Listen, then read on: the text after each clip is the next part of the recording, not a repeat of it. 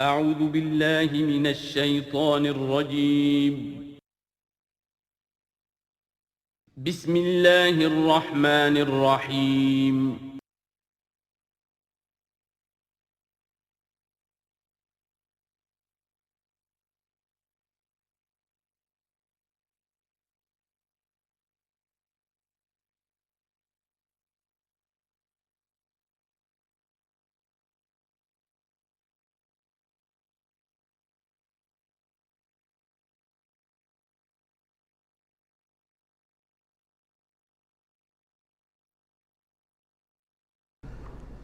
الحمدللہ الحمدللہ وکفا والصلاة والسلام علی عبادہ الذین اصطفیٰ اما بعد فقد قال اللہ تبارک وتعالی کما ورد فی سورۃ الحشر اعوذ باللہ من الشیطان الرجیم بسم اللہ الرحمن الرحیم الم تر الی الذین نافقوا یقولون لاخوانهم الذین کفروا من اہل الکتاب لئن اخرجتم لنخرجن معکم ولا نطیع فیکم احدا ابدا وإن قوتلتم لننصرنکم واللہ یشہد انہم لکاذبون صدق اللہ العظیم۔ غزوہ بنی نذیر میں جو بھی رول اور کردار تھا یہود کا، پھر ان کا جو انجام ہوا، وہ سورہ حشر کی پہلے رکوع میں بیان ہو چکا ہے۔ ساتھ ہی یہ کہ ایک بہت اہم حکم جو ہے شریعت کا اموال فے کے بارے میں، وہ بھی پہلے رکوع میں ہم پڑھ چکے ہیں۔ اب اس موقع پر منافقین کا جو کردار سامنے آیا تھا، دوسرے رکوع میں اس کے بارے میں گفتگو ہو رہی ہے۔ الم تر الی الذین نافقوا، کیا تم نے دیکھا نہیں ان لوگوں کو کہ جو منافق ہیں، جن کے دلوں میں نفاق نے ڈیرے جما لیے ہیں۔ یقولون لاخوانہم الذین کفروا من اہل الکتاب، وہ کہتے رہے اپنے ان بھائیوں سے کہ جو اہل کتاب میں سے جنہوں نے کفر کیا تھا، ان کے بھائی تھے، دوست تھے، ان کے تعلقات تھے جو اہل کتاب میں سے تھے، وہ کفر پر اڑے رہے۔ ان سے انہوں نے کہا تھا یہ لئن اخرجتم لنخرجن معکم، دیکھو اگر تمہیں کبھی مدینے سے نکالا گیا ہم تمہارے ساتھ نکلیں گے۔ وہ دوستیاں جو ان کے درمیان حلیفانہ روابط تھے، اگر تمہیں کہیں نکالا جائے گا تو ہم بھی نکلیں گے۔ وَلَا نُطِيعُ فِيكُمْ أَحَدًا أَبَدًا، اور تمہارے معاملے میں کبھی بھی ہم کسی بھی شخص کی اطاعت نہیں کریں گے۔ یعنی ٹھیک ہے ہم ایمان تو لے آئے ہیں، مسلمانوں میں شامل ہو گئے ہیں، اور ہم محمد کا حکم مانتے بھی ہیں بعض معاملات کے اندر، لیکن یہ ہے کہ تمہارے ساتھ ہماری دوستی جو ہے وہ پختہ ہے، تمہارے ساتھ ہمارے حلیفانہ تعلقات ہیں وہ بہت قدیمی ہیں، اور ہمارا تمہارے معاملے میں جو ہے ہمارا طرز عمل تبدیل نہیں ہوگا، اور اگر کوئی اقدام محمد نے صلی اللہ علیہ وسلم تمہارے خلاف کرنے کا فیصلہ کیا تو ہم اس میں ان کا ساتھ نہیں دیں گے۔ لَنَخْرُجَنَّ مَعَكُمْ وَلَا نُطِيعُ فِيكُمْ أَحَدًا أَبَدًا وَإِن قُوتِلْتُمْ لَنَنصُرَنَّكُمْ، اور اگر تمہارے ساتھ جنگ کی گئی تو ہم لازماً تمہاری مدد کریں گے۔ وَاللَّهُ يَشْهَدُ إِنَّهُمْ لَكَاذِبُونَ، اور اللہ گواہی دیتا ہے کہ وہ جھوٹ بول رہے تھے۔ لَئِنْ أُخْرِجُوا لَا يَخْرُجُونَ مَعَهُمْ، اگر وہ نکالے جائیں گے وہ ان کے ساتھ نہیں نکلیں گے۔ وَلَئِنْ قُوتِلُوا لَا يَنْصُرُونَهُمْ، اور اگر ان سے جنگ کی جائے گی تو وہ ان کی مدد نہیں کریں گے۔ وَلَئِنْ نَصَرُوهُمْ لَيُوَلُّنَّ الْأَدْبَارَ، اور اگر کہیں ان کی مدد کر بیٹھیں گے تو فوراً بھاگیں گے، پیچھے دکھا دیں گے۔ ثُمَّ لَا يُنْصَرُونَ، اور پھر ان کی کہیں سے مدد نہیں ہو سکے گی۔ یعنی اگر ان میں جمع مردی ہوتی تو یہ سچے مسلمان ہی کیوں نہ بن گئے ہوتے؟ ایمان لائے تھے، اگر ہمت ہوتی ان میں، کوئی قوت ارادی ان کی صحیح ہوتی، کوئی غیرت اور حمیت ہوتی، کوئی اپنی ہی ذات کی عزت کا کوئی خیال ہوتا، تو یہ ہرچہ بادہ باد پھر ایمان لانے کے بعد ان کا طرز عمل جو ہے کیوں نہ وہی ہو جاتا کہ جو اہل ایمان کا تھا۔ بودے ہیں، بودے ہونے کی وجہ سے تو نفاق پیدا ہوا ان میں۔ اب اگر یہ کہتے ہیں کہ ہم تمہاری مدد کریں گے اور لازماً لڑ جائیں گے، ہر ایک سے لڑ جائیں گے، تو یہ سب جھوٹ ہے۔ اول تو یہ کہ اگر یہ نکالے گئے تو وہ ان کے ساتھ نہیں نکلیں گے، ان سے جنگ کی گئی تو ان کا ساتھ نہیں دیں گے، اور اگر کوئی اکا دکا ان میں سے ایسا نکل بھی آیا سر پھرا کہ جو اپنے اس وعدے کو پورا کرنے کے لیے ان کے ساتھ شامل ہو کر جنگ کرے گا، تو پھر یہ کہ جھٹ وہ بھاگ جائے گا، میدان چھوڑ جائے گا، اور یہ کہ پیٹھ دکھا دے گا۔ لَأَنْتُمْ أَشَدُّ رَهْبَةً فِي صُدُورِهِم مِّنَ اللَّهِ، مسلمانوں یقیناً تمہارا ڈر ان کے دلوں میں کہیں زیادہ ہے بنسبت اللہ کے ڈر کے۔ یہ اللہ سے اتنا نہیں ڈرتے جتنے کہ تم سے ڈرتے ہیں۔ ذالک بانہم قوم لا یفقہون، اور یہ اس لیے ہے کہ انہیں اصل سمجھ حاصل نہیں۔ اصل سمجھ حاصل ہو تو ایمان حاصل ہو جائے، علم حقیقی حاصل ہو جائے، پھر آدمی جان لے کہ اصل زندگی تو آخرت کی زندگی ہے، دنیا کی زندگی تو کھیل کود اور تماشا ہے، اس کے سوا کچھ نہیں۔ لا یقاتلونکم جمیعا، یہ کبھی بھی جنگ نہیں کریں گے تمہارے خلاف مل کر، الا فی قری محصنۃ، مگر یہ کہ کہیں ایسی بستیوں میں کہ جن کو پوری طرح فورٹیفائیڈ ہوں، جن کی کہ فصیلیں کھڑی ہوں، مضبوط ہوں، ان کے اندر سے ہو کر جنگ کریں گے۔ او من ورائے جدر، یا دیواروں کے پیچھے سے۔ باسہم بینہم شدید، ان کے آپس کے جھگڑے جو ہے وہ بہت سخت ہے۔ اگر تو خلوص اور اخلاص کسی بھی شخص کے اندر ہو تو اللہ کے ساتھ مخلص کیوں نہ ہو جائے گا، اللہ کے رسول کے ساتھ کیوں نہ مخلص ہو جائے گا۔ ظاہر بات ہے کہ بزدلی اور خود غرضی، یہ دو چیزیں ہیں کہ جو در حقیقت ان کے مزاج کا جزو لا ینفک ہے، اور وہی تو اصل سبب ہے ان کے نفاق کا۔ تو یہ کسی اور کے ساتھ کیسے مخلص ہو جائیں گے؟ تحسبہم جمیعا وقلوبہم شتیٰ، تم سمجھتے ہو کہ یہ یکجا ہیں، اکٹھے ہیں، ان کا متحدہ محاذ ہے، جبکہ دل کے دل پھٹے ہوئے۔ ہمارے ہاں بھی سیاسی متحدہ محاذ، چاہے وہ نظام مصطفیٰ تحریک کا بنا تھا، اس کا بھی حال سب کو معلوم ہے کہ اس کے لیڈر جو ہیں علماء کرام ایک دوسرے کے پیچھے نمازیں نہیں پڑھتے تھے۔ متحدہ محاذ تھا وہ، اتحاد کیسا تھا؟ وہی بات۔ باسہم بینہم شدید، ان کے تو آپس کے اختلافات جو ہیں وہ بہت شدید ہیں، ان کی آپس کی دشمنیاں، کدورتیں، کینے۔ تحسبہم جمیعا، تم سمجھتے ہو کہ یہ جمع ہے، اکٹھے ہیں، وقلوبہم شتیٰ، اور دل پھٹے ہوئے۔ ذالک بانہم قوم لا یعقلون، اور یہ اس لیے کہ وہ ایک ایسا گروہ ہے کہ جو عقل سے کام نہیں لیتے۔ کمثل الذین من قبلہم قریبا ذاقوا وبال امرہم، جیسے قصہ ان کا ہوا جو ان سے پہلے تھے ماضی قریب میں، یعنی بنو قینقاع۔ سب سے پہلے بنو قینقاع کا معاملہ ہوا تھا، پھر یہ بنی نذیر کا ہوا، پھر 5ویں سال میں غزوہ احزاب کے ضمیمے کے طور پر بنو قریظہ کا ہوا۔ وَلَهُمْ عَذَابٌ عَلِيمٌ، ان کے لیے بہت ہی دردناک عذاب ہے۔ کمثل الشیطان، یا پھر مثال ہے شیطان کی، اذ قال للانسان اکفر، جبکہ وہ انسان سے کہتا ہے کرو کفر، فلما کفر، اور جب انسان کفر کرتا ہے، قال انی بریء منک انی اخاف اللہ رب العالمین، وہ کہتا ہے میں تم سے علیحدہ ہوں، میرا تم سے کوئی تعلق نہیں، میں تو اللہ سے ڈرتا ہوں جو تمام جہانوں کا رب اور مالک و پروردگار ہے۔ فکان عاقبتہما انہما فی النار خالدین فیہا، تو ان دونوں کی عاقبت یہ ہے کہ وہ شیطان بھی اور وہ انسان بھی، دونوں کی عاقبت یہ ہے کہ وہ رہیں گے آگ میں اور ہمیشہ ہمیشہ رہیں گے۔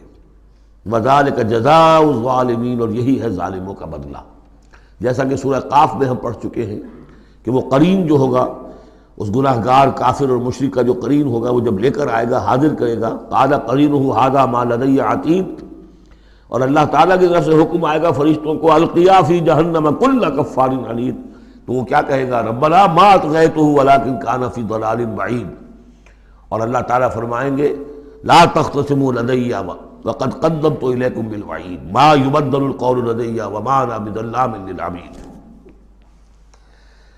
تیسرا رکوع اور آخری رکوع جو ہے اس سورہ حشر کا، یہ پھر قرآن مجید کا ایک بہت اہم مقام ہے۔ میں آج سوچ رہا تھا کہ میں بار بار جو کہتا ہوں آپ سے، یہ قرآن کا بہت اہم مقام ہے، یہ قرآن کا بہت اہم مقام ہے، تو اس کی بھی ایک حقیقت سمجھ لیجئے۔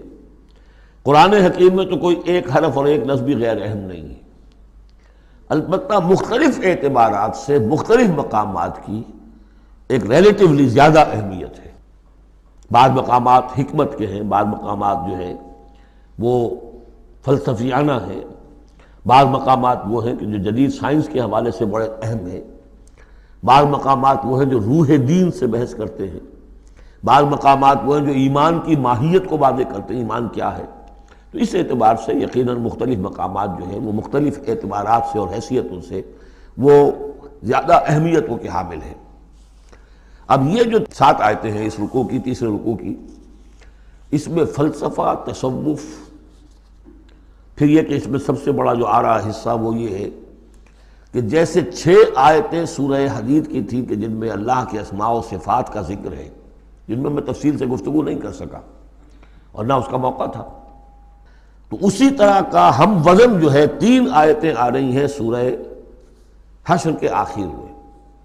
قرآن حکیم میں اسماء خداوندی کا سب سے بڑا گلدستہ، 16 اسماء ایک جگہ پر اور کہیں نہیں، 8 اسماء ایک آیت میں، الملک القدوس السلام المومن المہیمن العزیز الجبار المتکبر سبحان اللہ عما یشرکون، ایک ہے۔ تو اس اعتبار سے یہ حصہ بہت اہم ہے۔ فرمایا یا ایھا الذین آمنوا اتقوا اللہ ولتنظر نفس ما قدمت لغد واتقوا اللہ ان اللہ خبیر بما تعملون، اہل ایمان اللہ کا تقوی اختیار کرو، اور چاہیے کہ ہر جان یہ دیکھتی رہے کہ اس نے کل کے لیے کیا آگے بھیجا ہے۔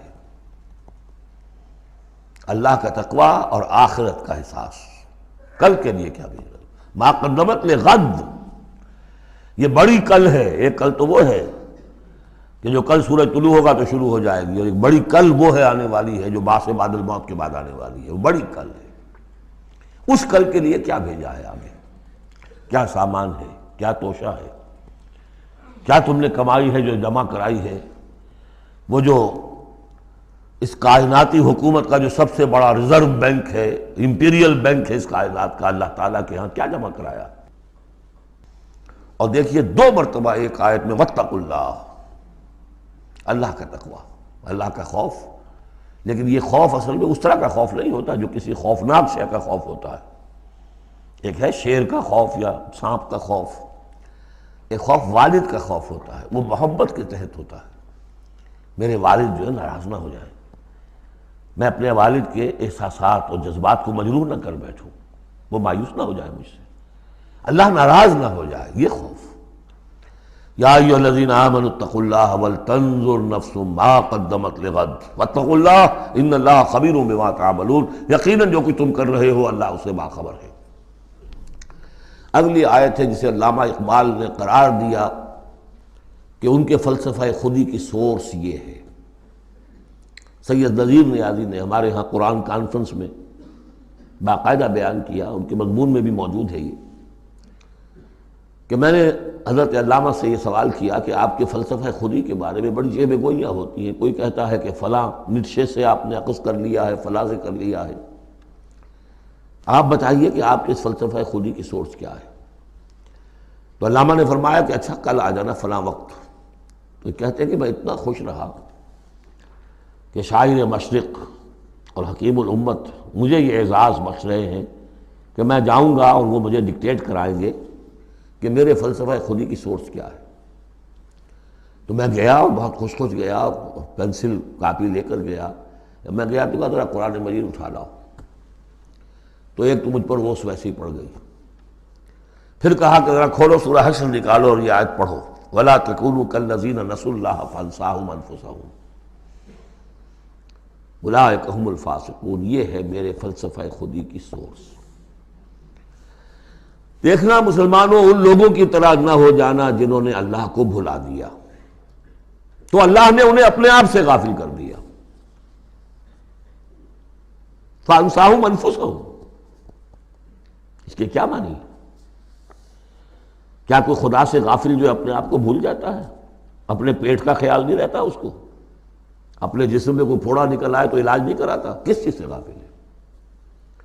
وہ اپنے جسم سے غافل نہیں، وہ اپنے حیوانی وجود سے غافل نہیں، اس کے تقاضوں سے غافل نہیں، اس کی اپکیپ، اس کی مینٹیننس، اس کی ویئر اینڈ ٹیئر کو درست کرتے رہنا، کسی چیز سے غافل نہیں۔ معلوم ہوا کہ اس حیوانی وجود کے علاوہ کوئی حیثیت ہے انسان کی، اصل حقیقت جس کو انسان بھول جاتا۔ اور یہ ہم پڑھ چکے ہیں، سورہ مجادلہ کے اندر بھی الفاظ آئے تھے کہ شیطان نے انہیں اللہ کو بھلا دیا۔ فَأَنسَاهُمْ ذِكْرَ اللَّهِ، اسْتَحْوَذَ عَلَيْهِمُ الشَّيْطَانُ فَأَنسَاهُمْ ذِكْرَ اللَّهِ، شیطان نے ان پر قابو پا لیا ہے اور انہیں بھلا دیا ہے، اللہ کے ذکر سے غافل کر دیا ہے۔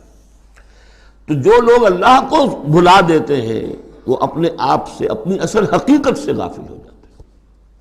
وہ اپنے آپ کو کیا سمجھتے ہیں؟ حیوان۔ اور آج کا ہماری جو تہذیب کا جو مرکزی نقطہ ہے آج کا گلوبل سویلائزیشن کا، کہ انسان نرا حیوان ہے، اور اس میں سب سے بڑا پارٹ پلے کیا ہے ڈاروین کے نظریہ ارتقاء نے۔ حیوان جیسے اور حیوان ہے ویسا حیوان انسان ہے. اتنا ہی فرق ہے نا جتنا گھوڑا اور گدھا. گدھا ذرا کورس قسم کا ہے، ذرا گھٹیا رف قسم کا جانور ہے، اور ذرا گھوڑا فائن ہے، ریفائنڈ ہے، تمکنت والا. باقی بنیادی فرق کیا ہے گدھے میں اور گھوڑے میں؟ اسی طرح گوریلا اور شمپینزی اور انسان، کیا فرق ہے؟ اتنا ہی فرق ہے جتنا گدھے اور گھوڑے میں ہے، اتنا ہی گوریلا اور شمپینزی اور انسان میں ہے. کوئی فرق نہیں. وہی موٹیوز جو ان کے ہیں وہی موٹیوز ان کے ہیں، سارے وہی موٹیوز ہیں. سائیکالوجی ہے تو اسی پر چل رہی ہے. جو محرکات عمل ہے انسان کے وہ وہی ہے جو حیوان کے، کوئی اور ہے ہی نہیں. یہ ہے اصل میں اس دور کا المیہ، اللہ کو بھول جانا اور اپنی اصل حقیقت یعنی روح. اللہ کو بھلاؤ گے تو تمہارے اندر جو ڈیوائن ایلیمنٹ اس نے پھونکا تھا اس سے غافل ہو جاؤ. اب کیا رہ گئے تم میرے حیوان؟ میں نے آپ کو اس سے پہلے بھی وہ اپنشد کا جملہ سنایا ہے. Man in his ignorance identifies himself with the material sheaths which encompass his real self. Real self تو میری انا ہے، میری خودی ہے. اور یہ انا خودی فلسفیانہ الفاظ ہے کس شے کے لیے؟ وہ جو روح ہے میرے اندر ہے، نور تجلی بھی اسی خاک میں پنہاں، غافل تو نرا صاحب ادراک نہیں ہے. نقطہ نوری کے نام او خودی، زیر خاک ماں شرار زندگی. لیکن اس سے غافل، جب اس سے غافل حیوان رہ گئے. جب حیوان رہ گئے اولئک ھم الفاسقون. تو حیوان کے لیے تو کوئی مورل لا ہے نہیں. اور ارلی فرینچ لٹریچر جو ہے پچھلی سینچری کا وہ سارا اسی پر بیسڈ ہے. وہ ساری دلیل یہاں سے لاتے ہیں کہ انسانوں نے اپنے اوپر قیدیں لگانی ہے. بیوی بیٹی ماں میں فرق کرنا، حیوانات میں کوئی فرق کرتا ہے؟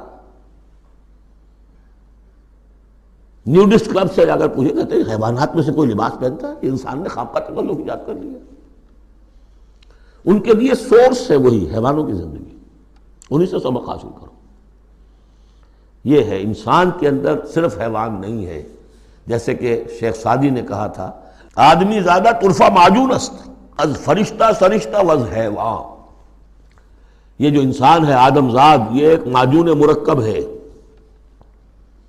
اس میں فرشتہ بھی، سرشتہ کہتے ہیں گوندنے کو، آٹے کو پانی کو ملا کر گوندتے ہیں آپ، یکجان کرتے ہیں.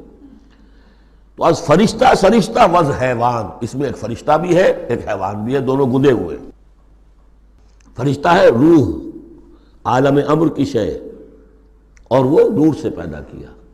روح بھی روح عالم امر کی شے، یہ سلونک عن الروح قل الروح من امر ربی، یہ بھی نور سے پیدا کی گئی. نقطہ نوری یہی ہے. تو وَلَا تَكُونُوا كَالَّذِينَ نَسُوا اللَّهَ فَأَنسَاهُمْ أَنفُسَهُمْ أُولَٰئِكَ هُمُ الْفَاسِقُونَ. لا يستوی اصحاب النار و اصحاب الجنہ، دیکھو برابر نہیں ہو سکتے آگ والے اور جنت والے. اصحاب الجنت هم الفائزون، یقیناً جنت والے ہی کامیاب ہوں گے. اللہم ربنا اجعلنا منہم، اللہم ادخلنا الجنت مع الابرار، اللہم اجرنا من النار یا مجیرو یا مجیرو یا مجیر. اس کے بعد آیت آئی ہے قرآن مجید میں عظمت قرآن کے بیان میں عظیم ترین آیت.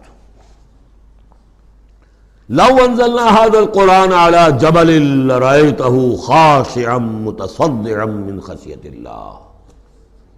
اگر ہم اس قرآن کو اتار دیتے کسی پہاڑ پر تو تم دیکھتے کہ وہ دب جاتا، متصدعا پھٹ جاتا، من خشیۃ اللہ، اللہ کے خوف سے. میں نے جو شروع میں تعارف قرآن پر جو گفتگو کی تھی اس میں اس کا حوالہ دیا تھا عظمت قرآن کے لیے. قرآن ایز سچ، قرآن فی نفسہ ہی اس کی عظمت کیا ہے. ایک ہے قرآن کی افادیت کیا ہے، دو چیزیں جدا ہیں. ایک فی نفسہ ہی وہ کیا ہے، اس کی عظمت کیا ہے. ایک یہ کہ اس کا فائدہ کیا ہے، افادیت کیا ہے. افادیت پر بہت سی ہم آیت پڑھ چکے، لیکن خاص طور پر دو آیتیں سورہ یونس کی.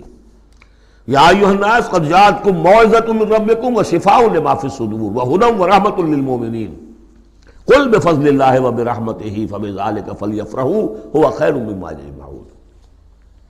لیکن قرآن فی نفسہ ہی اگر ہم اسے اتار دیتے کسی پہاڑ پر تو تم دیکھتے کہ وہ دب جاتا، پھٹ جاتا۔ اور اس کے لیے میں تشریح کر چکا ہوں، سورہ اعراف میں جو معاملہ ہوا تھا کہ حضرت موسیٰ علیہ السلام نے عرض کیا تھا اللہ سے رب ارنی انظر الیک، اور اللہ نے فرمایا کہ تم مجھے نہیں دیکھ سکتے، لن ترانی ولکن انظر الی الجبل فإن استقر مکانہ فسوف ترانی، ذرا اس پہاڑ کو دیکھو، ہم اپنی تجلی اس پر ڈالیں گے، اگر وہ سہار جائے، کھڑا رہ جائے اپنی جگہ پر، برداشت کر جائے، تو تم بھی سمجھنا کہ ہاں ہمیں دیکھ سکو گے۔ فلما تجلی ربہ للجبل، جب اس کے رب نے ایک اپنا پرتو، ایک جلوہ، ایک تجلی کیا ہے؟ روشنی، ایک نور، اس نور کا جو اللہ نے تعالی نے وہ پرتو ڈالا اس پہاڑ پر، جعلہ دکا وخر موسیٰ صعقا، وہ ریزہ ریزہ ہو گیا، اور تجلی باری تعالیٰ، ذات باری تعالیٰ کی تجلی کے بالواسطہ مشاہدے کا اثر ہوا ہے کہ حضرت موسیٰ بے ہوش ہو کر گر گئے۔ اب نوٹ کیجئے، یہ بالکل وہی بات ہے جو تمثیل کی شکل میں آ رہی ہے۔ فرق کیا ہے؟ وہ تجلی ذات تھی باری تعالیٰ کی، یہ تجلی صفات ہے۔ کلام اللہ، اللہ کا کلام ہے، کلام متکلم کی صفت ہوتا ہے، اس کی بھی تاثیر وہی ہے جو ذات باری تعالیٰ کی تاثیر ہے۔ اس کو علامہ اقبال نے ادا کیا ہے، فاش گویم آنچ در دل مضمرست، میں صافی کھول کے بیان کر دوں جو میرے دل میں مضمر ہے، چھپی ہوئی بات ہے۔ این کتابیں نیست چیزیں دیگر است، یہ قرآن کتاب نہ سمجھو اسے، کتاب نہیں کچھ اور ہے۔ کیا ہے؟ مثل حق پنہاں ہم پیداست، آج ہم نے وہ آیت بھی پڑھ لی، الظاہر والباطن، اللہ ظاہر بھی ہے الباطن بھی ہے، تو ذات باری تعالیٰ جیسے الظاہر بھی ہے الباطن بھی ہے، اسی طرح مثل حق پنہاں وہ ہم پیداست، یہ چھپا ہوا بھی ہے اور ظاہر بھی ہے، سامنے بھی ہے۔ اس لیے میں بیان کر چکا ہوں وہاں سورہ واقعہ میں، لا یمسہ الا المطہرون، جب تک کہ اندر پاک نہ ہو چکا ہو قرآن کے حقیقی معرفت اور معانی تک انسان پہنچ نہیں سکتا، چھلکوں تک رہے گا، ہڈی ہوگی اس کے ہاتھ میں، گودا نہیں ہوگا اس کے پاس۔ ماذ قرآن مغزہ برداشتے استخاں پیش سگاں انداختے، یہ مغز تک نہیں پہنچ سکتا۔ وہ ہے اصل میں قرآن مجید کا معاملہ کہ تجلی صفات باری تعالی، صفت ہے کلام کی، اور کلام میں آپ کو معلوم ہے متکلم کی پوری شخصیت جو ہے منعکس ہو جاتی ہے۔ کوئی شخص ہے، کوئی بھٹیارن ہے، کوئی اور ہے، بڑبونجا ہے، اب ان کی اپنی زبان ہے، ان کا ایک جملہ آپ سنیں گے پتہ چل جائے گا یہ کون بول رہا ہے یا کون بول رہی ہے، اس لیے کہ پوری شخصیت، ان کا ذہن و فکر کا حدود اربع، ان کی تہذیب و تمدن کے ساتھ کس درجے ان کا کوئی تعلق ہے یا نہیں ہے، سب واضح ہو جائے گا، تانت بازی راگ پایا۔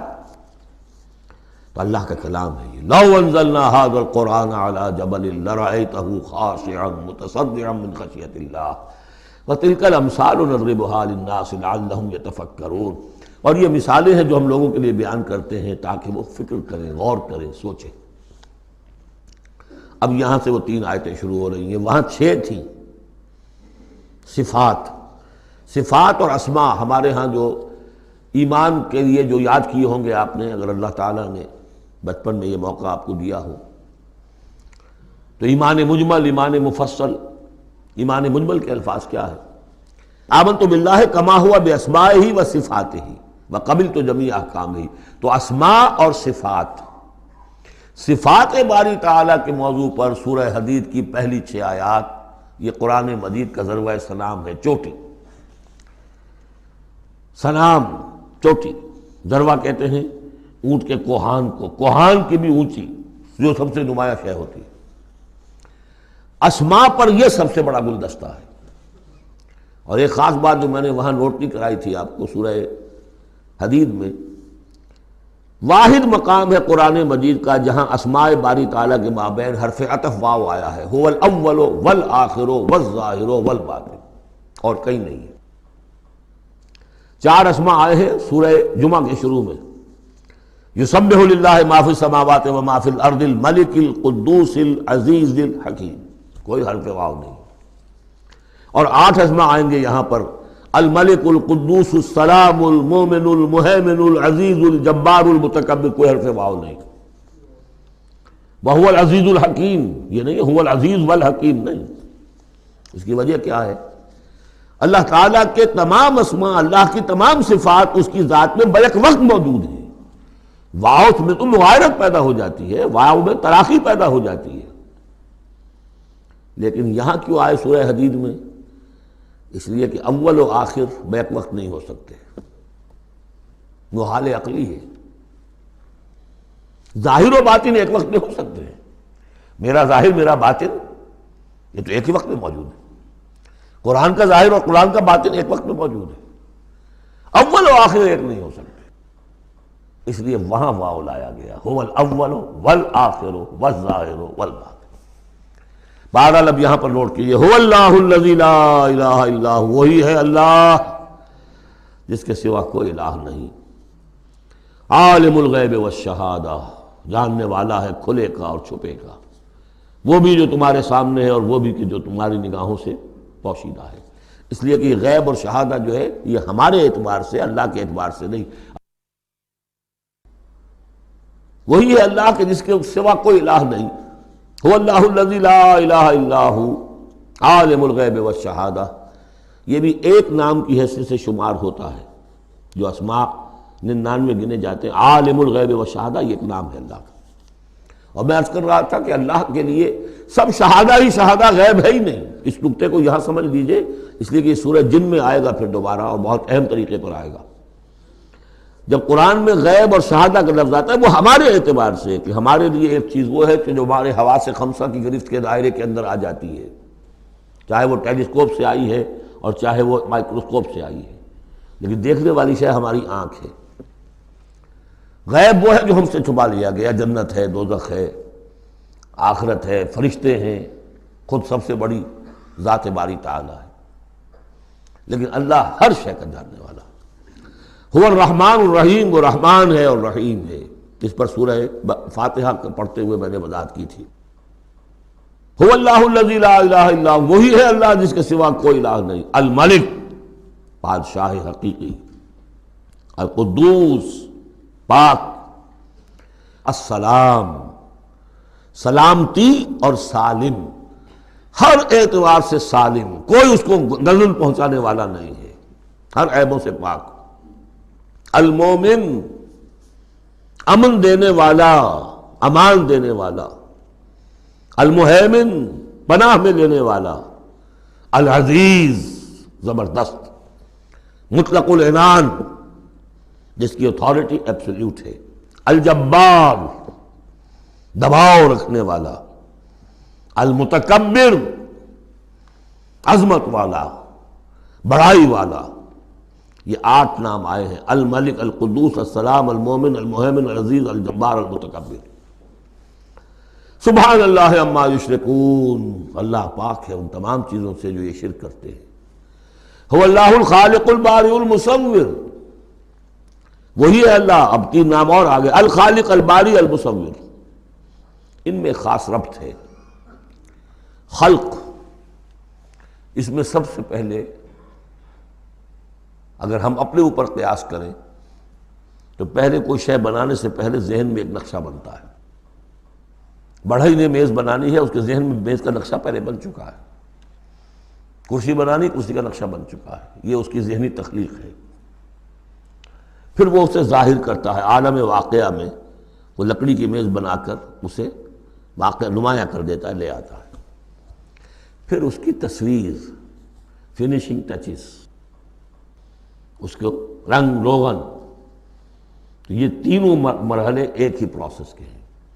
اللہ نے تخلیق فرمائی، پھر اس کو ظاہر کیا، عدم کے پردے سے نکال کر اور وجود کے پردے میں لے آیا۔ باری، برا کہتے ظاہر کرنے والا، من قبل ان نبرأہا، اس سے پہلے کہ ہم اسے ظاہر کریں۔ ما اصاب من مصیبت فی الارض ولا فی انفسکم الا فی کتاب من قبل ان نبرأہا، سورہ حدید میں آیت پڑھ چکے ہیں۔ وہی ہے الخالق، الباری، المصور، لہ الاسماء الحسنی، تمام اچھے نام اسی کے ہیں۔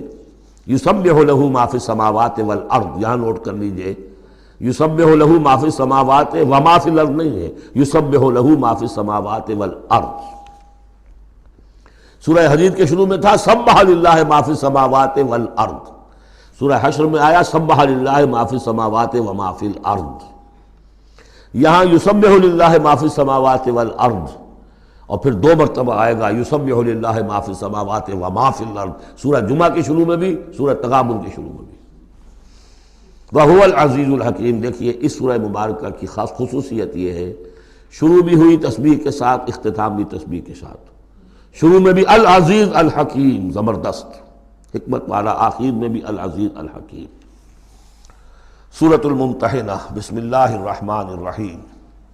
سورہ ممتحنہ کا جو زمانہ نزول ہے معین کر لیجئے، یہ ان 2 رکوعوں کے ساتھ سمجھیے کہ جو سورہ توبہ میں ہم نے پڑھے، دوسرا اور تیسرا رکوع۔ فتح مکہ سے پہلے جو کچھ رد و قضا چل رہی تھی کہ نہیں کرنا چاہیے، کاہے کے لیے فوج کشی کر رہے ہیں، اور اس پر پھر جو اللہ تعالیٰ کی طرف سے جو تبصرہ آیا، منافقین تھے یا ضعفاء تھے، ان کے اعتراضات کے جواب دیے گئے، آخر مکے والے کتنے ہی برے صحیح، بہرحال وہ حرم کی خدمت کرتے ہیں، لہذا ان کا ایک نیکی کا مقام بھی ہے، وہ ساری دلیلیں ہم پڑھ چکے ہیں۔ سورہ توبہ رکوع 2 اور 3، یہ بھی 2 رکوع ہیں۔ اسی موقع پر ایک بہت مخلص مومن صحابی، ان سے ایک بہت بڑی غلطی ہو گئی۔ حضرت حاتم ابن ابی بلتعہ رضی اللہ تعالی عنہ، بدری ہیں، ان کے گھر والے، ان کا پورا کنبہ ابھی مکے میں تھا، اور ان کا کوئی وہاں پہ رشتہ دار ایسے نہیں تھے کہ جو ان کی حفاظت کر سکے۔ انہیں یہ اندیشہ ہوا کہ اگر واقعی اب جنگ ہو گئی اور اگر ہم جا رہے ہیں مکے پر چڑھائی کرنے کے لیے، تو پھر یہ ہے کہ مکے میں جو مشرکین ہیں، کفار ہیں، وہ میرے بچوں کو، میرے گھر والوں کو شدید نقصان پہنچا سکتے ہیں، لہذا میں ان کے ساتھ کوئی نیکی کروں تاکہ میرے اس احسان کو پیش نظر رکھ کر وہ میرے گھر والوں کا لحاظ کریں۔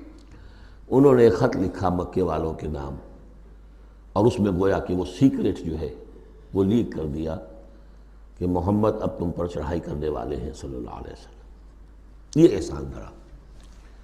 ایک عورت کو وہ خط دیا، اس عورت نے اس خط کو اپنی چٹیا میں باندھ لیا تاکہ تلاشی لی جائے تو کہیں سے نکلے نہ، اور وہ عورت وہ خط لے کر روانہ ہو گئی۔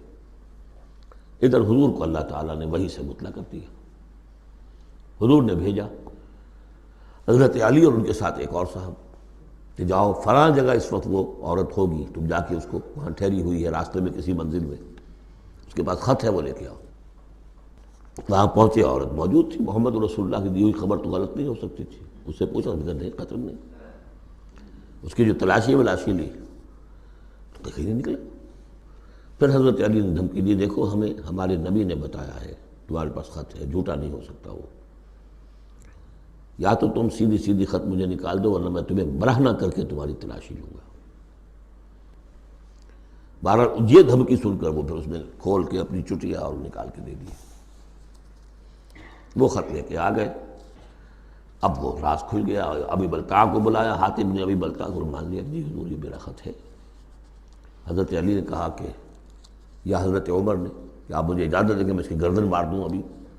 آپ نے فرمایا نہیں، حاتم بدری ہے، اور بدریوں کے تمام اللہ تعالیٰ پچھلے اگلے گناہ معاف کر چکا ہے، تو اس کی وہ جو فضیلت ہے اس کی وجہ سے جو خطا ہو گئی اللہ معاف کرے گا۔ تو وہ ہے اصل میں کشاکش پس منظر میں جس میں کہ یہ صورت نازل ہو رہی ہے۔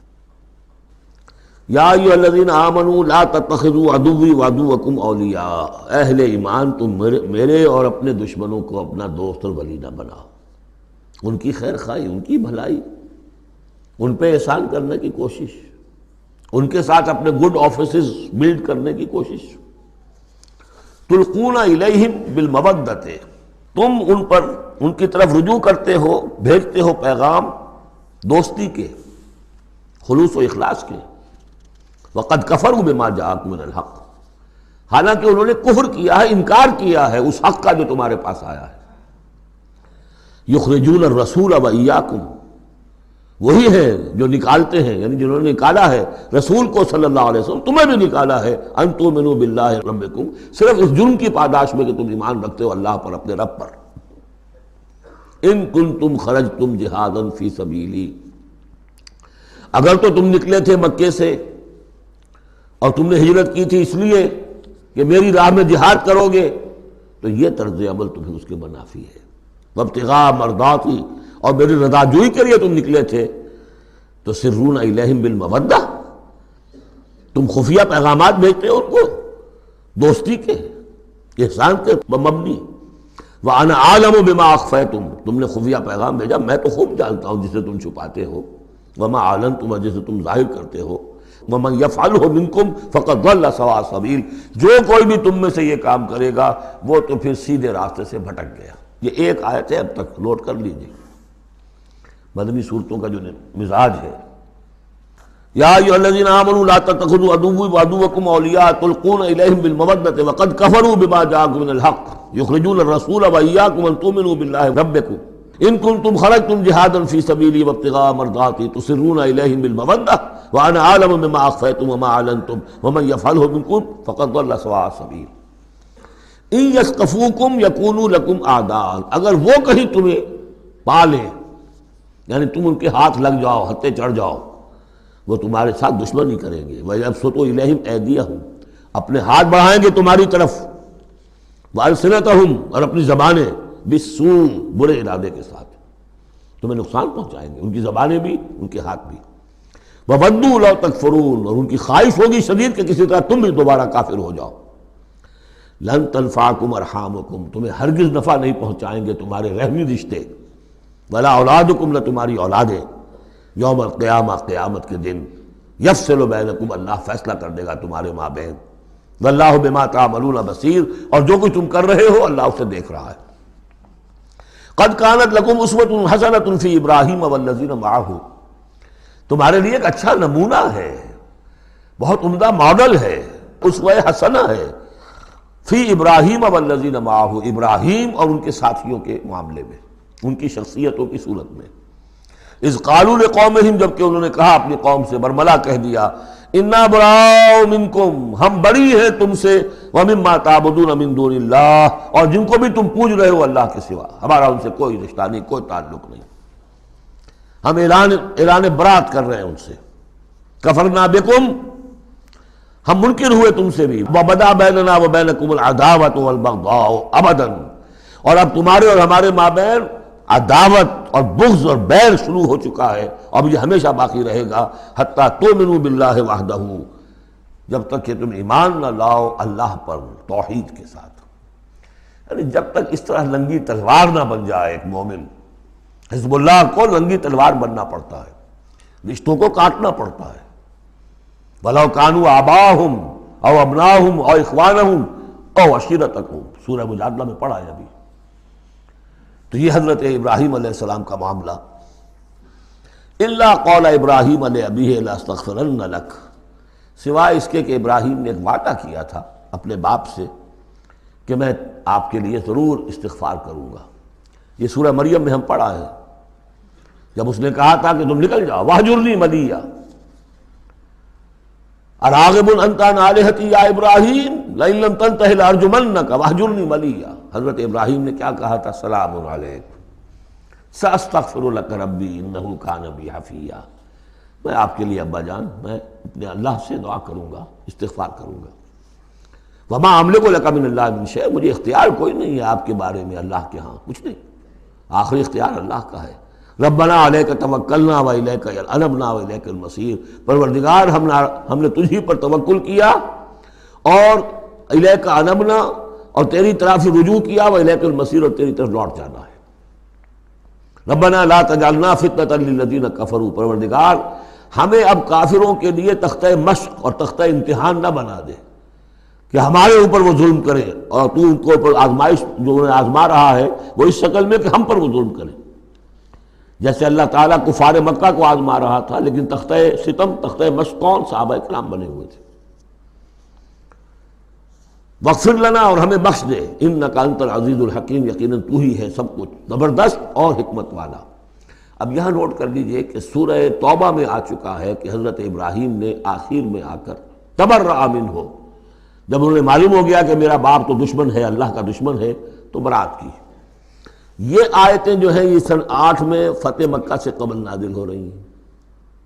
حاتب بن بلتع کا واقعہ ہے، ابھی مکے طرف روانگی نہیں ہوئی ہے، اور وہ آیتیں جو ہیں وہ سن 9 میں نازل ہو رہی ہیں، اس کے بھی ذی قعدہ کے بھی بعد، جبکہ واپس آ گئے حضور صلی اللہ علیہ وسلم تبوک سے، لہذا وہ ہوگی محکم، اور یہ بات جو ہے اس کے پہلے یہ گویا کہ تابع رہے گی۔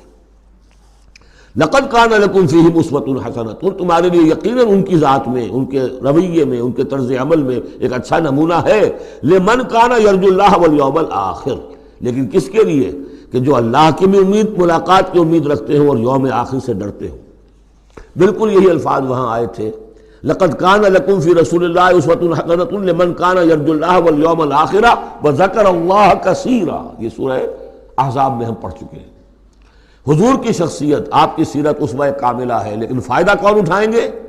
فائدہ صرف وہی اٹھا سکیں گے کہ جو اللہ پر بھی ایمان رکھتے ہوں، آخرت پر بھی ایمان رکھتے ہوں، اور کثرت کے ساتھ اللہ کا ذکر کرتے ہوں۔ اسی طریقے سے یہاں لقد کان لکم فیہم اسوۃ حسنۃ لمن کان یرجو اللہ والیوم الآخر ومن یتول فإن اللہ هو الغنی الحمید، اور جو منہ پھیر لے، پیٹھ موڑ لے، اللہ غنی ہے، حمید ہے، اللہ کو کسی کی پرواہ نہیں، کوئی احتیاج نہیں۔ اب آخری مسئلہ آ رہا ہے خاص طور پر بعض خواتین کا۔ ہوا یہ تھا کہ صلح حدیبیہ میں طے ہو گیا تھا، جو سن 6 میں ہوئی، کہ مکے سے اگر کوئی مسلمان بھاگ کر جائے گا مدینے تو آپ کو واپس کرنا ہوگا، اور مدینے سے اگر کوئی مسلمان مرتد ہو کر واپس آئے مکے تو ہم واپس نہیں کریں گے۔ یہ شرط تھی، اور شرط مان لی تھی حضور نے۔ اس کے بعد معاملہ پیش آ گیا چند خواتین کا۔ اب ظاہر بات ہے کہ اب خواتین جو ہے ان میں سے کوئی مدینے آ گئی، مطالبہ ہوا ان کا واپس کریں، جو مسلمان تھی ایمان لے آئی تھی۔ حضور نے فرمایا نہیں، وہ مردوں پر بحث تھی، ساری گفتگو جو ہوئی تھی وہ رجال سے متعلق تھی، نساء کی نہیں، لہذا ان کو واپس نہیں کیا جائے گا، اور نہیں کیا گیا۔ لیکن یہ کہ اب جو وہاں سے خواتین آ رہی ہیں، کہہ رہی ہیں کہ ہم تو صاحب ایمان ہیں، اس لیے ہم ہجرت کر کے مکے سے آ گئی ہیں یہاں۔ اندیشہ یہ تھا کہ ان میں کہیں جاسوس نہ آ رہے ہوں، مکے والے جو ہیں ان کے ذریعے سے کچھ اسکینڈلائز نہ کریں ہماری سوسائٹی کو، کچھ کہہ نہیں سکتے، لہذا ان کا معاملہ کیا کیا جائے۔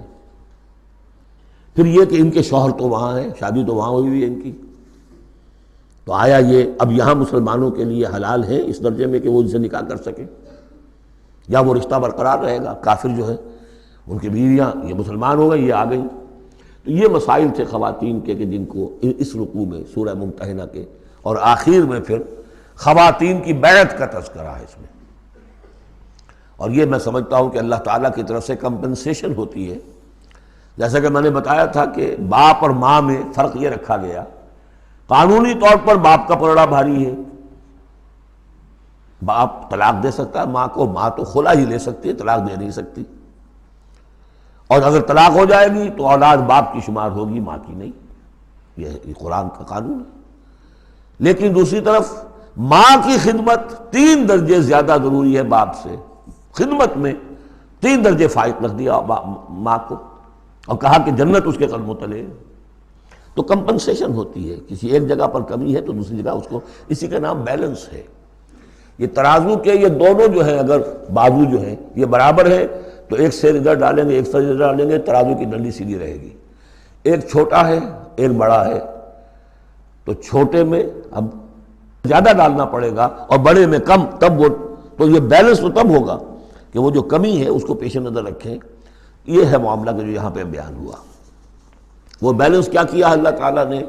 مردوں کی بیعت کا قرآن میں ذکر ہے، اس کا متن قرآن میں کہیں نہیں ہے۔ بیعت عقبہ اولیٰ کا کیا متن تھا، بیعت عقبہ ثانیہ کا متن کیا تھا، کیا بیعت لی تھی، کیا الفاظ تھے، بیعت رضوان کے موقع میں کیا جو الفاظ کا تھے، کہیں نہیں، قرآن میں نہیں، احادیث میں مل جائیں گے۔ خواتین کی بیعت کو یہ فضیلت دے دی کہ اس کا پورا متن بھی قرآن مجید میں موجود ہے۔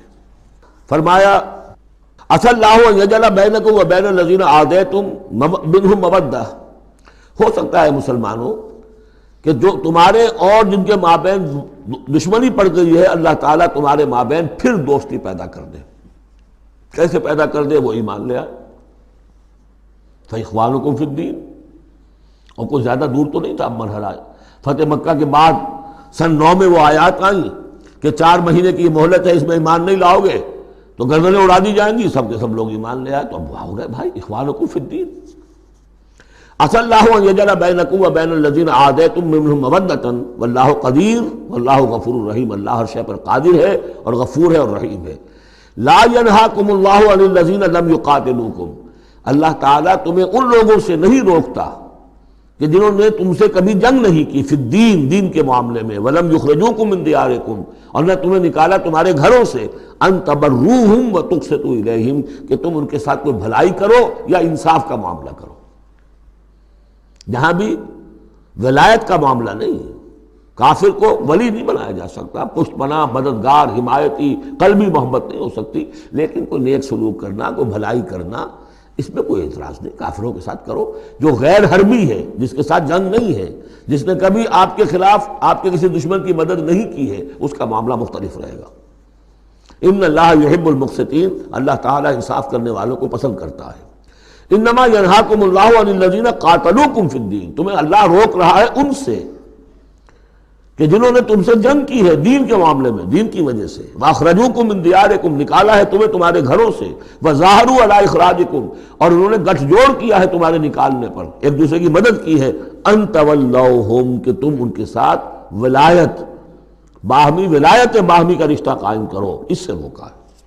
ومن یتولہم، اور جو کوئی ان کے ساتھ دوستی کرے گا، فاولئک ھم الظالمون، تو وہی لوگ ہیں کہ جو ظالم ہیں. یا ایھا الذین آمنوا، یہاں سے اب خواتین کا معاملہ. یا ایھا الذین آمنوا اذا جاءکم المؤمنات مہاجرات، اہل ایمان جب تمہارے پاس آئیں مومن خواتین ہجرت کر کے، فامتحنوہن، تو ان کا ذرا امتحان لے لیا کرو، دیکھ بھال کر لیا کرو یہ واقعی مومن ہے. کچھ تھوڑی سی انٹروگیشن ہو، سرسری سی اندازہ ہو جائے.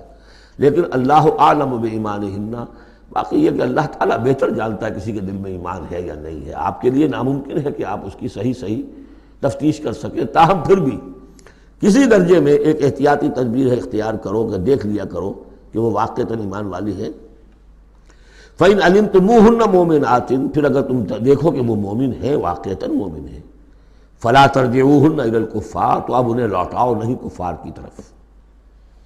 لَا هُنَّ حِلٌّ لَهُمْ، نہ وہ اب ان کافروں کے لیے حلال رہی ہیں، وَلَا هُمْ يَحِلُّونَ لَهُنَّ، نہ وہ ان کے لیے حلال ہیں. وَآتُوهُمْ مَا أَنفَقُوا، جو کچھ انہوں نے خرچ کیا تھا، مہر دیا تھا، وہ لوٹا دو، یہاں سے دے دو، بھجوا دو. فلاں کافر، اس کی بیوی مسلمان ہو گئی، یہاں آ گئی ہے، اب یہاں تعلق ازدواج ختم ہوا، جو مہر تم نے دیا تھا وہ واپس کر رہے ہیں. دیکھیے یہ ہے عدل و انصاف.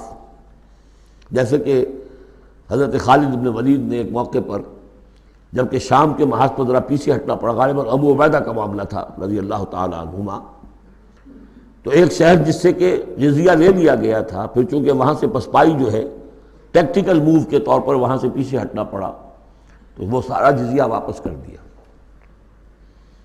ہم جا رہے ہیں، اب آپ لوگوں کی حفاظت کا ذمہ ہم نہیں لے سکتے. ذمہ کا مطلب ہے ہمیں آپ کی حفاظت کی ذمہ داری پوری کرنی تھی، نہیں کر سکتے، یہ رقم واپس. اور دھاڑے مار مار کر وہ روئے کہ یہ لوگ فرشتہ لوگ یہ جا رہے ہیں ہمیں چھوڑ کر.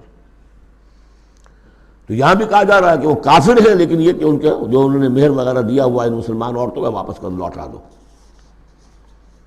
وَلَا جُنَاحَ عَلَيْكُمْ أَن تَنكِحُوهُنَّ إِذَا آتَيْتُمُوهُنَّ أُجُورَهُنَّ، اور اے مسلمانوں تم پر کوئی حرج نہیں ہے، کوئی گناہ نہیں ہے کہ تم اب ان خواتین سے نکاح کر لو جبکہ تم انہیں ان کے مہر ادا کر دو.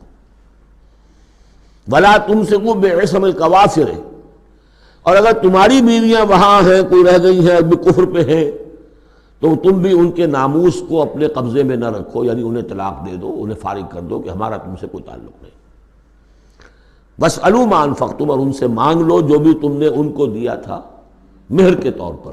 جب ہمارے اور تمہارے درمیان وہ رشتہ ختم ہوا، میرا مہر واپس کرو. وَلْيَسْأَلُوا مَا أَنفَقُوا، جو انہوں نے خرچ کیا تھا وہ مانگ لیں، جو یہاں مسلمان عورتیں آ گئی ہیں ان کا مہر لوٹا دیا جائے. ذالکم حکم اللہ یحکم بینکم، یہ اللہ کا حکم ہے اور اللہ تمہارے مابین فیصلہ کر رہا ہے.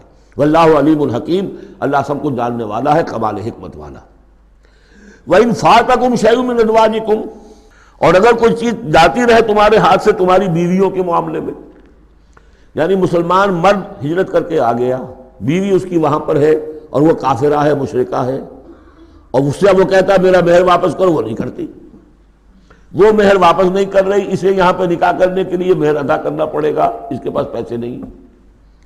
اس مسئلے کا حل بتایا، وَإِنْ فَاتَكُمْ شَيْءٌ مِّنْ أَزْوَاجِكُمْ، تمہارے کچھ لوگوں کی طرف سے اگر انہیں یہ نقصان پہنچ جائے کہ انہیں وہ مہر واپس نہ ملے، فَعَاقَبْتُمْ إِلَى الْكُفَّارِ، یہ کفار کے ہاں رہ گیا، وہ نہیں دے رہے تم مہر، فَعَاقَبْتُمْ، پھر اگر کہیں تمہارا ہاتھ پڑ جائے، کہیں کسی جگہ تمہیں فتح مل جائے، کہیں سے تمہیں مال غنیمت یا مال فہ ہاتھ آ جائے، فَآتُوا الَّذِينَ ذَهَبَتْ أَزْوَاجُهُمْ، تو ان لوگوں کو کچھ دے دلا دو کہ جن کی بیویاں جاتی رہیں اس کفر اور اسلام کی وجہ سے، رشتہ جو کٹ گیا ہے، تاکہ اب وہ اپنی اس رقم سے جو انہیں دی جا رہی ہے وہ یہاں نکاح کر سکیں، اور جو خواتین وہاں سے آ رہی ہیں جن کا کہ حکم دے دیا گیا کہ یہاں سے ان کے مہر واپس کر دو، تو اب ان سے وہ نکاح کریں گے تو مہر دیں گے تو تب ہوگا نا۔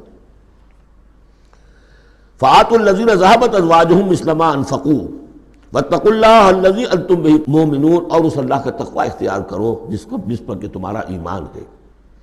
یا ایھا النبی، اے نبی صلی اللہ علیہ وسلم، اذا جاءک المؤمنات یبایعنک، جب آپ کے پاس آئیں مومن خواتین آپ سے بیعت کرتی ہوئی، الا لا یشرکن باللہ شیئا، پہلی شرط یہ ہے کہ وہ عہد کریں کہ وہ اللہ کے ساتھ کسی شے کو شریک نہیں کرے گی، ولا یسرقن، دوسری یہ کہ چوری نہیں کریں گی، ولا یزنین، کوئی بدکاری نہیں کریں گی، ولا یقتلن اولادہن، اپنی اولاد کو قتل نہیں کریں گی، ولا یاتین ببہتان یفترینہ بین ایدیہن وارجلہن، اور نہ ہی وہ کوئی ایسا طوفان باندھیں گی، کوئی بہتان لگائیں گی جو ان کے ہاتھوں اور پاؤں کے مابین سے ہو، سیکسول سکینڈلز، کوئی عورت جو تہمت لگا دے کسی کے اوپر اس نے میری آبرو ریزی کی ہے یا اس نے کسی اور اعتبار سے، تو یہ چیزیں بھی نہیں، اور یہ ہوتا رہا ہے، انبیاء تک کے ساتھ ہوا ہے۔ ولا یعصینک فی معروف، اور آخری بات یہ اس بیعت کے اندر کہ جو بھی آپ بھلی بات ان سے کہیں گے اس کے اندر آپ کی نافرمانی نہیں کریں گے۔ یہ ہیں آرٹیکلز آف بیع خواتین کے لیے۔ فبایعہن، تو اے نبی ان کی بیعت قبول کر لیجئے، انہیں بیعت کر لیجئے اپنے سے، واستغفر لہن اللہ، اور ان کے ساتھ ان کے لیے اللہ تعالیٰ سے استغفار کیجئے، ان اللہ غفور الرحیم، یقیناً اللہ غفور الرحیم ہے۔ اب یہاں نوٹ کر لیجئے کہ جو بیعت مردوں سے لی گئی، بیعت عقبہ ثانیہ، بیعت عقبہ اولیٰ جو تھی وہ تقریباً یہی تھی، اسی لیے اس کو بیعت النساء بھی کہتے ہیں، پہلی بیعت۔ ابھی جو ہے وہ کوئی ایسی شکل سامنے نہیں تھی کہ کوئی جماعتی تشکیل ہو رہی ہو، جماعت بنانی ہو، اور ہمارے ہاں جو بھی صوفیاء ہیں جو بیعت لیتے ہیں وہ بھی تقریباً اسی کو دلیل بناتے ہیں، بیعت عقبہ اولیٰ اور بیعت النساء، وہ اسی بات کا عہد لیتے ہیں، شرک نہیں کروں گا، یہ نہیں کروں گا، چوری نہیں کروں گا، نیکی کے کام کروں گا، وغیرہ وغیرہ۔ تو صوفیاء کی بیعت، خواتین کی بیعت اور بیعت عقبہ اولیٰ تقریباً یہ ہے۔ لیکن وہ بیعت جس سے کہ جماعتی زندگی وجود میں آئی وہ بیعت عقبہ ثانیہ ہے۔ حضرت عبادہ ابن صامت رضی اللہ تعالیٰ عنہ سے اس کی پورا اس کا ٹیکسٹ جو ہے وہ موجود ہے، متفق علیہ حدیث ہے، جس کو بخاری میں بھی ہے، مسلم میں بھی ہے۔ بایعنا رسول اللہ صلی اللہ علیہ وسلم، وہ فرماتے ہیں ہم نے بیعت کی تھی اللہ کے رسول سے صلی اللہ علیہ وسلم، علی السمع والطاعۃ، آپ کا ہر حکم سنیں گے، اطاعت کریں گے، فی العسر، تنگی اور مشکل میں بھی، والیسر، اور آسانی میں بھی، والمنشط، اس حالت میں بھی کہ ہماری طبیعتوں میں انشراح ہو کہ ہاں یہ کام واقعتاً بہت مفید ہے، صحیح ہے، والمکرہ، اور اس حالت میں بھی کہ ہمیں اپنی طبیعتوں پر جبر کرنا پڑے، ہمیں اس فیصلے کے ساتھ اتفاق نہ ہو، وعلی اثرۃ علینا، اور اس کے باوجود کہ دوسروں کو ہم پر ترجیح دے دی جائے۔ ترجیح دے دی جائے کس بات میں؟ آپ امیر بنا رہے ہیں فلاں شخص کو، یہ تو ابھی نوبارد ہے، ابھی آیا ہے، ابھی شامل ہوا ہم میں، اور ہم پرانے آپ کے ساتھی ہیں، نہیں، پریروگیٹو ہے یہ آپ کا، جس کو چاہیں امیر بنائیں۔ وعلی اللہ نضال الامر اہلہ، جنہیں آپ ذمہ دار بنائیں گے ان سے ہم جھگڑیں گے نہیں، ان سے لڑیں گے نہیں، ان کی اطاعت کریں گے۔ من اطاعنی فقد اطاع اللہ ومن عصانی فقد عصی اللہ ومن اطاع امیری فقد اطاعنی ومن عصی امیری فقد عصانی۔ وعلی نقول بالحق اینما کنا، آخری شق یہ کہ ہم حق بات ضرور کہیں گے جہاں کہیں بھی ہوں گے. لا نخاف فی اللہ لومۃ لائم، ہم کسی ملامت کرنے والے کی ملامت کے خوف سے اپنی زبان بند نہیں کریں گے. یہ بیعت عقبہ ثانیہ جو ہے اس کو ہم نے تنظیم اسلامی میں اختیار کیا، ایک لفظ کا اضافہ کیا، ابایعک علی السمع والطاعۃ فی المعروف. حضور کی اطاعت مطلق تھی، جو حکم دیں گے، غلط دے نہیں سکتے، معصوم ہے. حضور کے بعد ابو بکر کی بیعت بھی مطلق نہیں تھی، مقید ہے، مشروط ہے، کتاب و سنت کے دائرے کے اندر. یہ بیعت ہے چونکہ اس کے بعد حضور نے پہلی مرتبہ ایک تنظیمی ڈھانچہ قائم کیا کہ مدینے میں آپ نے 12 نقیب مقرر کر دیے. یہ تنظیمی شکل پہلی مرتبہ ہو رہی ہے آپ کی سیرت کے اندر. مکے میں تو چونکہ آپ خود موجود ہیں اور سب صحابہ وہیں ہیں، چھوٹا سا شہر ہے، تو کسی تنظیمی سانچے کی اور ڈھانچے کی اور لمبی چوڑی چینز جو ہے بنانے کی ضرورت ہی نہیں. اب مدینہ دور ہے، وہاں کے کچھ لوگ 9 خزرج میں سے اور 3 اوس میں سے آپ نے نقیب بنائے، اب ان کی ذمہ داری بنی. اس طرح جماعتی تنظیم جو بنی ہے وہ اس بیعت پر بنی ہے.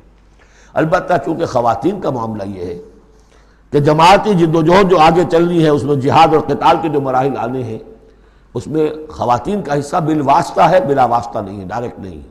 وہ بیعت ان سے نہیں دی گئی، بلکہ یہی بیعت لی گئی ہے کہ اس کے اندر یہ افعال ہیں، یہ نہیں کریں گے. اور یہ کہ ہاں جو امیر ہیں حضور صلی اللہ علیہ وسلم جو بھی حکم دیں گے، جو بھلائی کا حکم ہوگا اس میں ان کی نافرمانی نہیں کریں گی.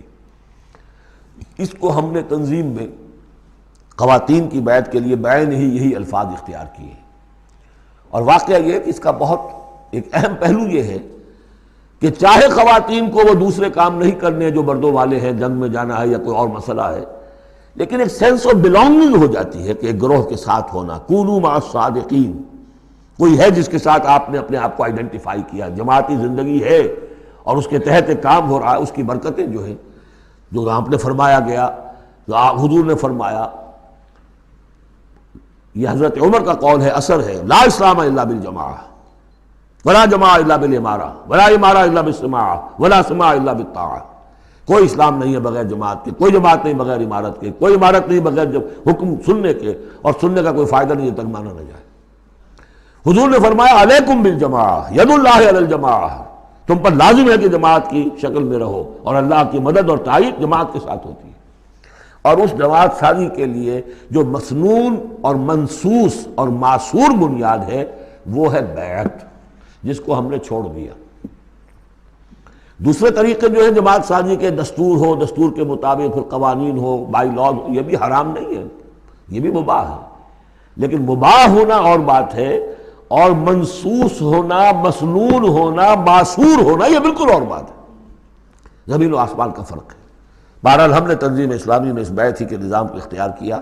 اللہ کا شکر ہے کہ جو ایک انسٹیٹیوشن اسلام کا بالکل ختم ہو گیا تھا، ڈیڈ، متروک، ہم نے اسے زندہ کیا ہے.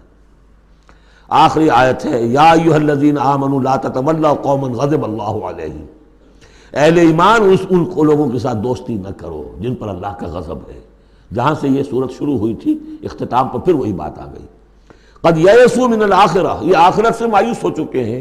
کما یئس الکفار من اصحاب القبور، جیسے کہ کفار مایوس ہو چکے ہیں اصحاب قبور میں سے. اس کے 2 معنی دیے گئے ہیں. جیسے کفار جو قبر میں ہیں ان پر تو حقیقت واضح ہو چکی ہے نا، عالم برزخ میں جب پہنچ گئے تو انہیں معلوم ہے، اب حقائق منکشف ہو گئے، جیسے وہ مایوس ہو گئے ہیں کہ ان کے لیے اب کوئی راستہ نہیں، اللہ کے عذاب سے بچنے کی کوئی شکل نہیں. یا یہ کہ جیسے یہ کفار مایوس ہو گئے ہیں کہ جو قبر میں چلا گیا اس کا کوئی بعد سے بعد الموت نہیں ہے، اس کو دوبارہ اٹھا جانا نہیں ہے. دونوں امکانات، دونوں ترجمے کیے گئے ہیں. تو تم ان لوگوں کی طرح نہ ہو جاؤ تو مایوس ہو چکے ہیں یہ لوگ اللہ کی رحمت سے. یہ لوگ جو ہیں، یہ جو یہودی ہیں، اور ان کے ساتھ تمہاری دوستی درست نہیں ہے. بارک اللہ لی ولکم فی القرآن العظیم ونفعنی وإیاکم بالآیات وذکر الحکیم.